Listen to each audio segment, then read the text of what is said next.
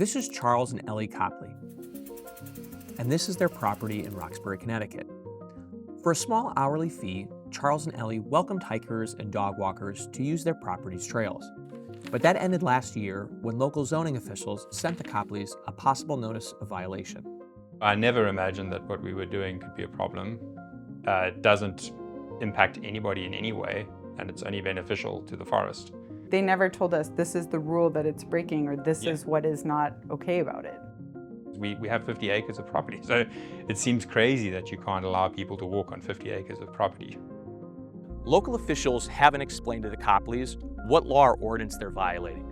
A town shouldn't be able to make up ordinances that aren't there to prevent someone from using their own property in a way that's harmless, peaceful, and consistent with the surrounding area. Roxbury is located in a region of Connecticut called Litchfield Hills, an area known for its rural scenery and hiking. There are plenty of public trails, but Charles and Eli recognize that private trails are preferable for some people, like solo hikers or parents with neurodivergent kids.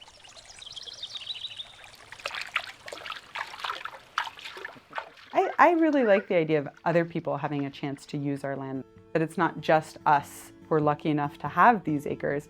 And of course, we've learned in making it available all the different reasons that other people have. People being afraid of dogs, bird watchers who want it to be quiet. Some people are scared of going into the forest because they're scared of bumping into somebody that they don't know.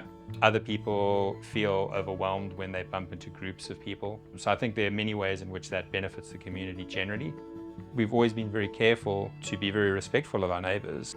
We've not had any complaints. Everybody knows what we were doing. And we've done that by keeping all of this activity far away from the neighbors because we have 50 acres of property.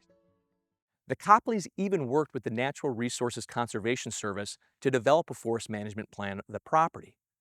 Part of that plan depends on regular foot traffic to be able to keep aggressive low-growth vegetation at bay. We were especially surprised to get the notice of possible violation because the town's Wetlands Committee had actually reviewed the entire forest management plan, which specifically states hiking. So they had reviewed that, seemed to understand that, and had approved it. There are no town ordinances explicitly prohibiting anyone from using their land for paid private hiking. In fact, the town ordinances permit agricultural uses such as forestry and conservation, which the Copleys reference repeatedly in their forest management plan. I've spoken with the town, I've spoken with everybody in the town that will hear me. I've gone through one permit, they wouldn't hear that. I then went through the special permit, the public hearing, they wouldn't hear that. I then did a text amendment, they didn't hear that. At this point, nobody will give me a clear answer. You shouldn't have to go through a year. year of back and forth and Yeah. emails and conversations and meetings and fighting, all the while not being able to do the activity, waiting for them to clarify.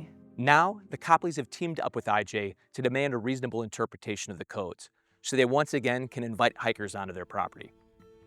To deny them that interpretation wouldn't just be incorrect, it would be unconstitutional. Towns can't abuse their zoning authority to prevent Americans from using their own property in a harmless manner, or from inviting someone else to do the same. IJ's Zoning Justice Project fights to vindicate those timeless principles. It does feel like there's an element here of abuse of power and using that. It's almost like a schoolyard, like a bullying. And I just feel like if that is done to me, then I have to fight it back.